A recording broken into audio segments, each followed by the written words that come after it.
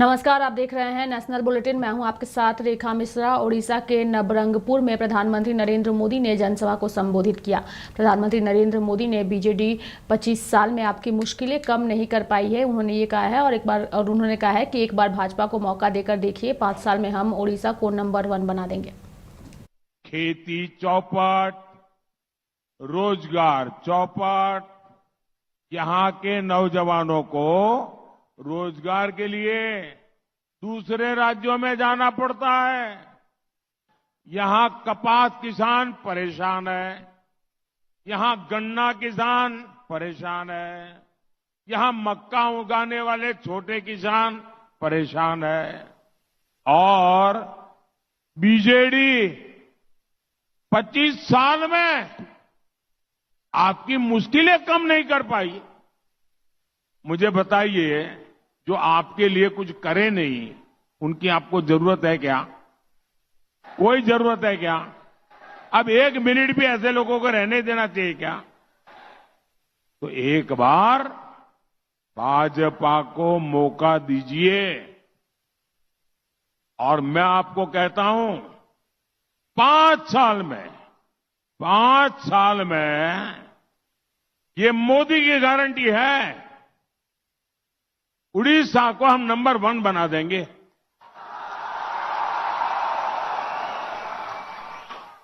भाजपा आपकी हर समस्या का समाधान करेगी। भाजपा के लिए आपका कल्याण ही सर्वोपरि है। बढ़ेंगे आगे। करनाल में अपना नामांकन दाखिल करने के बाद हरियाणा के पूर्व मुख्यमंत्री और करनाल लोकसभा सीट से भाजपा उम्मीदवार मनोहर लाल खट्टर ने कहा, लोग उत्साहित है और मैं कह सकता हूं कि भाजपा हरियाणा की सभी 10 लोकसभा सीटों पर करनाल विधानसभा जो है वो सीट जीतेगी। आज हमको पता है कि नामांकन का ये आखिरी दिन 6 तारीख, और हरियाणा के हमारे आज सभी नामांकन पूर्ण हुए हैं। 8 पहले हो गए थे, 3 नामांकन आज हुए हैं, 1 फरीदाबाद में हुआ है, 2 यहाँ करनाल में लोकसभा और करनाल विधानसभा, ऐसे दोनों नामांकन आज यहाँ किए हैं। आज जनता में भरपूर उत्साह आप सब लोगों ने देखा है। इस प्रकार का उत्साह हर एक नामांकन में देखा गया है। अरे पीटीआई जनता के उत्साह को देख करके मैं दावे से कह सकता हूँ कि हरियाणा यार क्या है, कमाल होगी तुम्हारी। हरियाणा की 10 की 10 लोकसभा सीटें और करनाल विधानसभा सीट 11 की 11 सीटें एक बहुत बड़े मार्जिन से हम लोग जीतेंगे। और 4 जून को 11 करोड़ के फूल खिलाकर नरेंद्र मोदी। बढ़ेंगे आगे। मध्य प्रदेश में हुए सड़क हादसे को लेकर के दरअसल मुख्यमंत्री मोहन यादव ने कहा है कि एक ट्रैक्टर ट्रॉली पलटने से 5 आदिवासी बच्चों की मृत्यु हो गई है और कुछ घायल हुए हैं। मृतक बच्चों के परिवारों को 2-2 लाख की सहायता राशि दी जाएगी। एक ट्रैक्टर ट्रॉली पलटने से 5 आदिवासी बच्चों की मृत्यु हुई है, कुछ घायल हुए हैं। मैंने कलेक्टर को निर्देश दिए कि सभी बच्चों जो मृतक परिवार से हैं, गरीब परिवार से, इनको 2-2 लाख रुपए की अनुग्रह राशि की हम अनुशंसा कर दें और चुनाव आयोग तक पहुंचा दें। इसी प्रकार से महेंद्र बागरी जो कल अपनी ड्यूटी करते हुए एक तरह से अपनी कर्तव्य विधि पे शहीद हुए, उनके लिए भी हमारी जो परंपरा है, हमने 1 करोड़ रुपया उनको देने के लिए, साथ ही साथ उनके परिवार में नौकरी देते हुए, दुख की इस घड़ी में सरकार उनके साथ खड़ी है। मैं भी छिंदवाड़ा से लौट के आ रहा हूँ।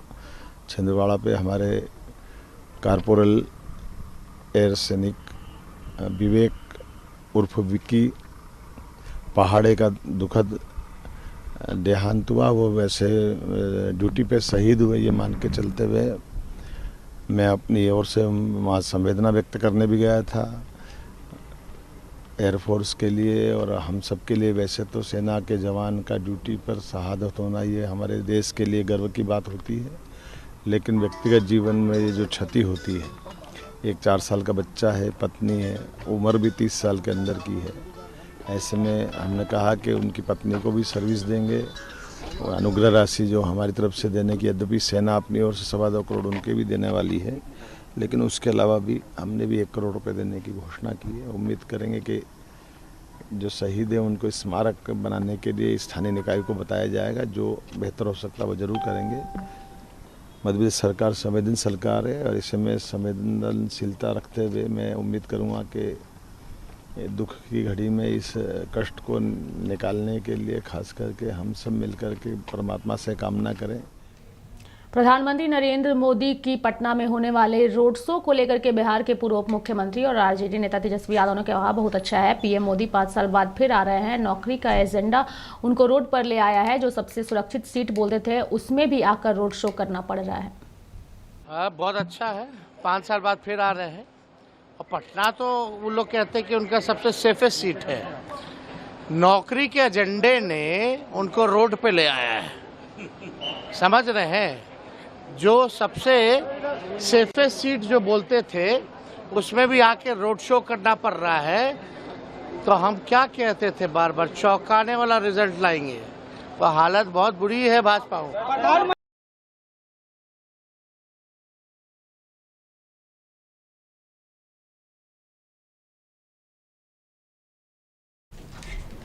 पश्चिम बंगाल के पूर्व वर्धमान में केंद्रीय गृह मंत्री अमित शाह ने जनसभा को संबोधित करते हुए अपनी बातों को रखा और कहा कि झारखंड में जिस तरीके से मंत्री के घर से 30 करोड़ रुपए बरामद हुए हैं, यह काफी बताता है कि कांग्रेस पार्टी भ्रष्टाचार में डूबी हुई है। बंगाल के दीदी के मंत्रियों के घर से 50 करोड़ रुपया कैश मिलती है। झारखंड में कांग्रेस के एमपी के घर से 350 करोड़ रुपया कैश मिली, 350 करोड़ रुपया रोकड़ा। और आज कल रात को ही झारखंड में एक मंत्री के घर से 30 करोड़ रुपया जब्त हुआ है भाइयों, 30 करोड़ रुपए। मुझे बताओ, जिन्होंने गरीब बंगाल की जनता का पैसा लूटा है वो जेल की सलाखों के पीछे जाने चाहिए या नहीं? बढ़ेंगे आगे। बिहार के बेगूसराय में पंजाब के पूर्व मुख्यमंत्री और कांग्रेस नेता चरणजीत सिंह चन्नी के बयान पर केंद्रीय मंत्री गिरिराज सिंह ने कहा कि इन लोगों के पास से सैनिकों को गाली मुझे हंसी आ रही है। अब इन लोगों के पास कोई मुद्दा नहीं है, सैनिकों को गाली देने के सिवा और कोई मुद्दा नहीं है।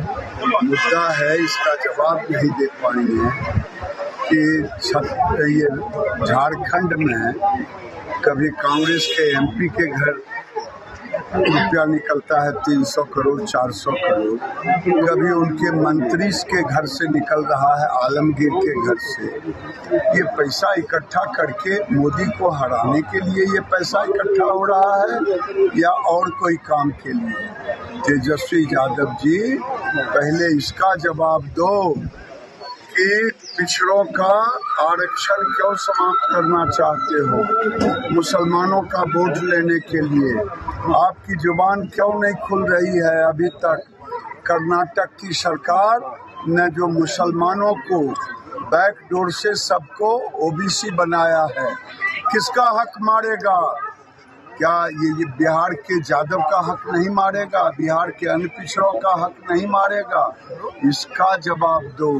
जवाब दो फारूक अब्दुल्ला, जो खुद चाहते हैं कि पाकिस्तान कह रहे हैं चूड़ियां पहन के थोड़े बैठी है, उसके पास परमाणु बम है। फारूक साहब, भारत की सरकार जब भी मौका मिला है ऐसा मुंहतोड़ जवाब दिया है। अगर इस बार परमाणु की धमकी, आप तो लग रहा है कि पाकिस्तान के स्पोक्स पर्सन हो गए हैं। अगर उसने धमकी दी तो ज्योग्राफी में उसका नाम ढूंढने से नहीं मिलेगा। तो भारत केवल हल्ला नहीं करता कि हमारे पास परमाणु है, एक्शन लेता। बढ़ेंगे आगे और बात करेंगे मध्य प्रदेश की। मध्य प्रदेश के रतलाल में कांग्रेस नेता राहुल गांधी ने जनसभा को संबोधित करते हुए बीजेपी पर हमला बोला और साथ ही कहा कि जो भी भारत के आदिवासियों, दलितों, पिछड़ों को मिला है, जल, जंगल और जमीन और संविधान, उसे नरेंद्र मोदी चाहते हैं कि पूरा जो है वो किया जाए और उनका पूरा का पूरा राज जो है वो इन पर हो जाए। हिंदुस्तान के आदिवासियों को मिला है, दलितों को मिला है, पिछड़ों को मिला है, आपके जल, जमीन, जंगल का जो हक है वो सारा का सारा इस संविधान ने आपको दिया है। नरेंद्र मोदी चाहते हैं कि इसको परे किया जाए और उनका पूरा का पूरा राज हो और आपके जो अधिकार हैं वो आपसे छीने जाए, ये उनका लक्ष्य है और हम उनको रोकने की कोशिश कर रहे हैं। भाइयों और बहनों, चाहे वो पब्लिक सेक्टर हो, चाहे वो रिजर्वेशन हो, चाहे वो शिक्षा हो, स्वास्थ्य हो, जो भी आज आदिवासियों को, दलितों को, पिछड़ों को मिलता है वो इसके कारण मिलता है। और बीजेपी के नेताओं ने साफ बोल दिया है कि अगर वो चुनाव जीतेंगे तो वो इस किताब को बदल के परे कर देंगे। इसलिए उन्होंने 400 सीट का नारा दिया था। 400 सीट छोड़िए, उनको 150 सीट नहीं मिलने वाली है।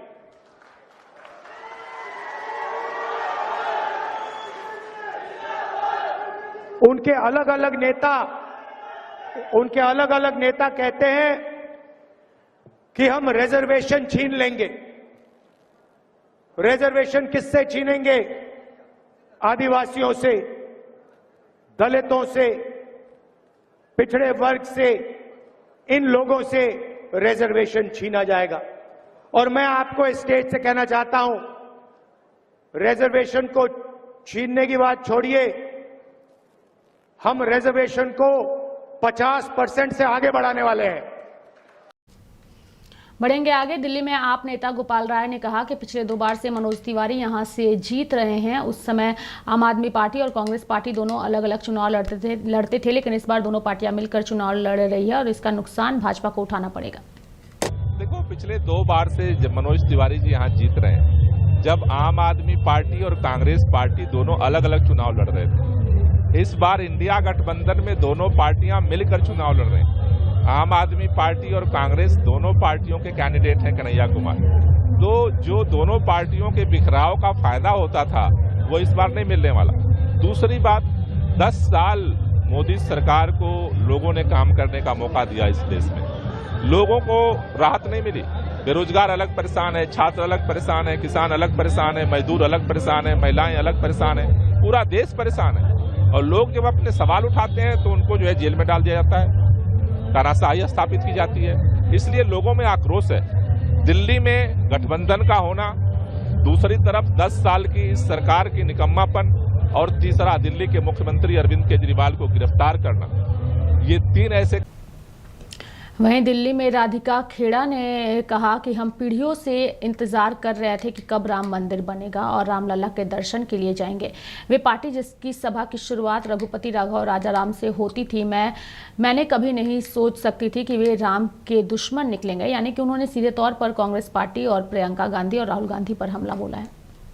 बिल्कुल, ये सारा सिलसिला तब से शुरू हुआ क्योंकि मैं सामने आके मैं इस बात से खुश हुई कि हम राम मंदिर जाने का, ये पीढ़ियों से हम इंतजार कर रहे थे कि कब राम मंदिर मिलेगा, कब रामलला के दर्शन करने जाएंगे। और वो पार्टी जिसकी शुरुआत हर सभा की रघुपति राघव राजाराम से होती थी, मैं कभी जीवन में नहीं सोच सकती थी कि वो राम जी की इतनी दुश्मन निकलेगी और उनको इतना कष्ट होगा कि कोई रामलला की उपासना करेगा, तो और उसका ऐसी सजा मुझे मिलेगी, मैंने कभी नहीं सोचा था। आज भी मेरे रोंगटे खड़े होते हैं सोच के कि जब मुझे उस कमरे में बंद किया गया और प्रियंका गांधी जी की चुप्पी आज तक मुझे तकलीफ दे रही है। राहुल गांधी जी की चुप्पी, मल्लिकार्जुन खड़गे जी की चुप्पी, जयराम रमेश जी का मुझ पे चिल्लाना, मेरे पास शब्द नहीं। एक आखिरी सवाल, आप कह रही हैं लगातार आप हिंदू धर्म को लेकर बात करती थी, एक पार्टी बीजेपी जो इस धर्म को बढ़ाती है, राम मंदिर बनवाया, तो क्या आप उसकी तरफ रुख करेंगी? क्योंकि जो आप कह रही हैं, जो विचारधारा, देखिए मैंने किसी विचारधारा, देखिए क्या अपने धर्म के बारे में बोलना या अपने किसी आराध्य की पूजा करना कोई पार्टी की विचारधारा है?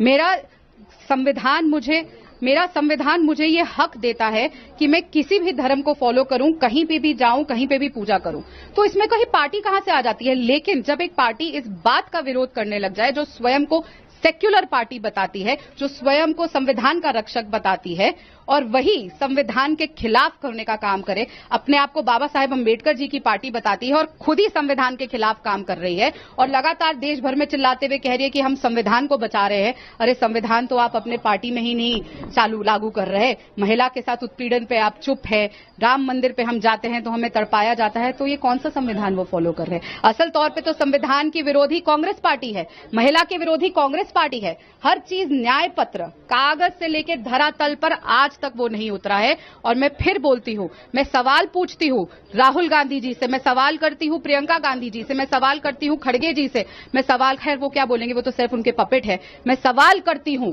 जयराम रमेश से, जिस तीव्रता से, जिस जोर जोर से उन्होंने मुझ पे चिल्लाया था कि तुम ये क्या कर रही हो, आज मुझे बताएं कि इस बेटी को कब न्याय दिया जाएगा। बीजेपी में रहकर काम करेंगी अब से? मैं कोई भी पार्टी ज्वाइन नहीं कर रही, अभी न्याय की लड़ाई है, मैं न्याय की लड़ाई लड़ रही हूं। जैसा मैंने कहा 22 साल में न्याय की आवाज बन के काम करती आई हूं और जब आज मेरे साथ अन्याय हुआ और मैं चुप बैठ जाऊं क्योंकि संविधान के विरोधी लोग, राम जी के विरोधी लोग और आरक्षण के विरोधी लोग आज मेरी आवाज दबाना चाह रहे हैं कांग्रेस पार्टी, तो मैं न्याय के लिए लड़ना कभी।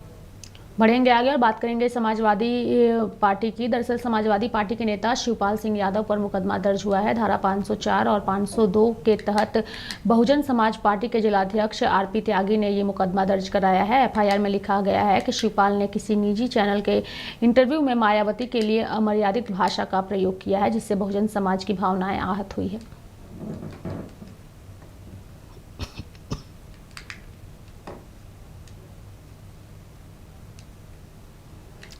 बढ़ेंगे आगे और बात करेंगे लखनऊ की। दरअसल लखनऊ में लखनऊ और कोलकाता के बीच मैच हुआ। इस दौरान समर्थकों ने सपा का झंडा भी लहराया। लखनऊ में इकाना स्टेडियम में सपा का झंडा लेकर पहुंचे सपा के समर्थक। लखनऊ कोलकाता के बीच हुए मैच में समर्थकों ने इस दौरान झंडा भी जो है वो लहराया और चौके छक्के लगाने के दौरान पूरे मैच में लहराता रहा सपा का झंडा।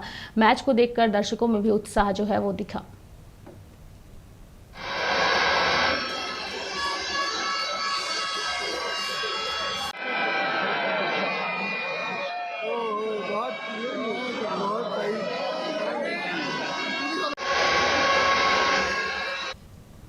बढ़ेंगे आगे। अमेठी में कांग्रेस कार्यालय के बाहर खड़ी 4 पहिया वाहनों पर हमलावरों ने हमला कर दिया और गाड़ियों को क्षतिग्रस्त किया, जिसका वीडियो जो है वो सोशल मीडिया पर तेजी से वायरल हो रहा है। 5 मई की देर रात कांग्रेस कार्यालय के बाहर खड़े वाहनों पर अज्ञात हमलावरों ने तोड़फोड़ की। हमलावरों के द्वारा तोड़फोड़ का सीसीटीवी फुटेज सोशल मीडिया पर वायरल किया गया है। वहीं कांग्रेस कार्यकर्ताओं का आरोप है कि पुलिस की मौजूदगी में ये हमला हुआ है। सीसीटीवी फुटेज वायरल होने के बाद भी अभी तक पुलिस मामले को लेकर के एक्टिव नजर नहीं आ रही है। यह पूरा मामला गौरीगंज कांग्रेस कार्यालय के पास का है।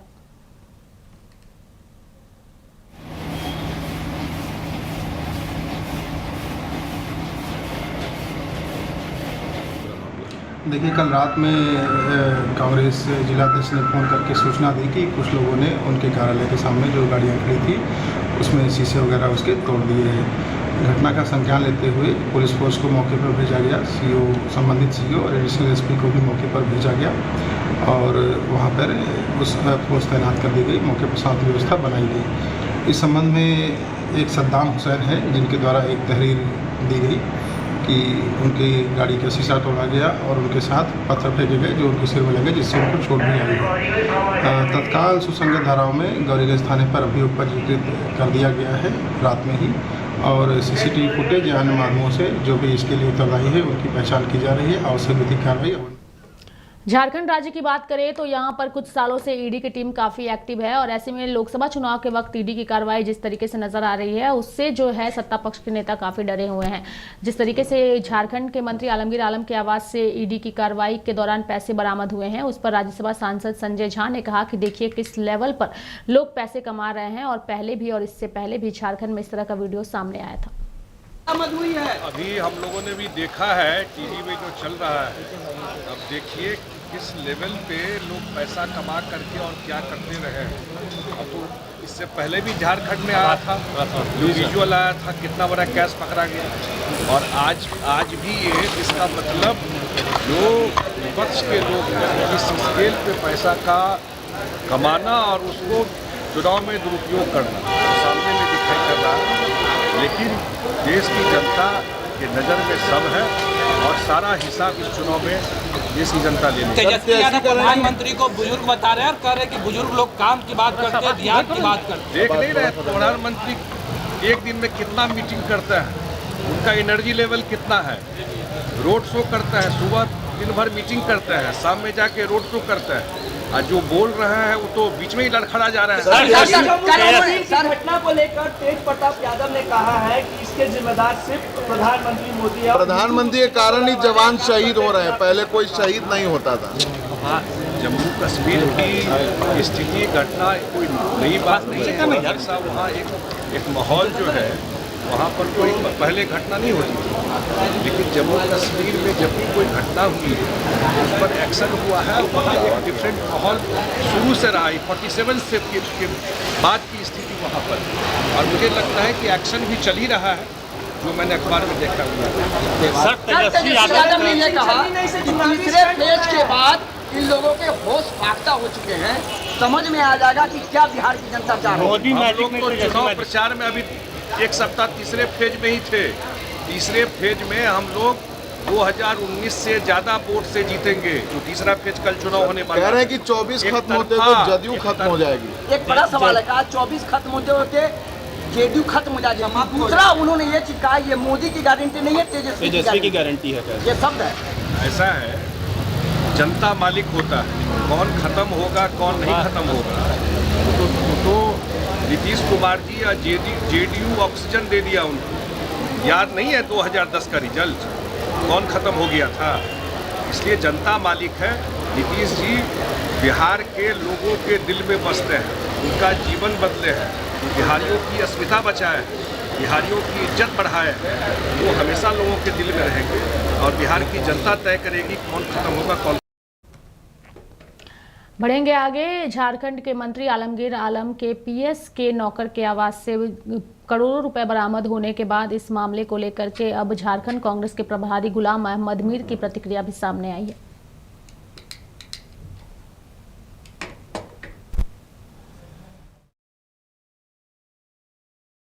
मतलब नहीं है, लेकिन मैंने भी न्यूज़ों में सुना है। अभी फिलहाल ईडी का कोई स्टेटमेंट तो आया नहीं, और खबरों के मुताबिक मंत्री का ओएसडी का चपरासी, शायद चपरासी का भी एक चपरासी है जिसके यहाँ की ये खबर है। तो हम इंतज़ार कर रहे हैं जब ईडी एक स्टेटमेंट लेकर आएगा और उसमें कुछ तथ्यों को सामने रखेगा, हम ठीक ठाक तरीके से उसका रिस्पॉन्ड भी करेंगे और उसका जवाब। वहीं आलमगीर आलम ने भी अपने पीएस के नौकर के घर से बरामद पैसों को लेकर के अपनी प्रतिक्रिया दी है।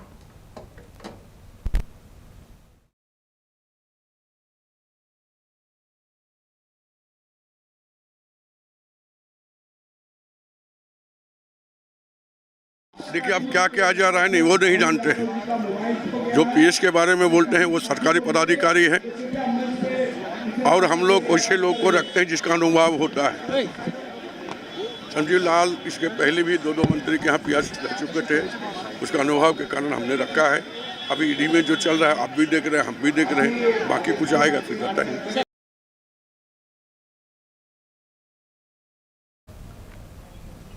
तो मेरे साथ इस बुलेटिन में फिलहाल इतना ही। आप देखते रहिए लाइव इंडिया हर पल। नमस्कार।